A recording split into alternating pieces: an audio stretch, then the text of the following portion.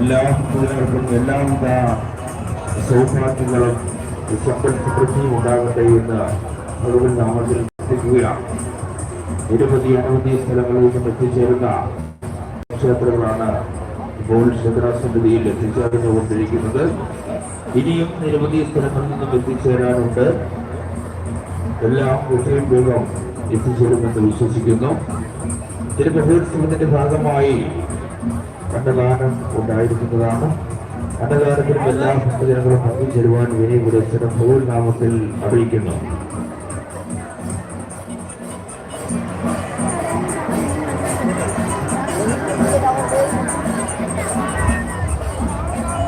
ഓമനക്കുട്ടനെ തിരക്കി ചിറയിൽ നിന്നും എത്തിച്ചേർന്നുള്ള ബാബു ഈ മൈക്രോണ്ടിൽ നിൽക്കുകയാണ്.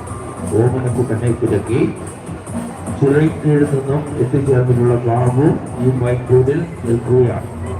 എത്രയും വേഗം ഈ ഭാഗത്ത് എത്തിച്ചേരുവാൻ അറിയിക്കുന്നു.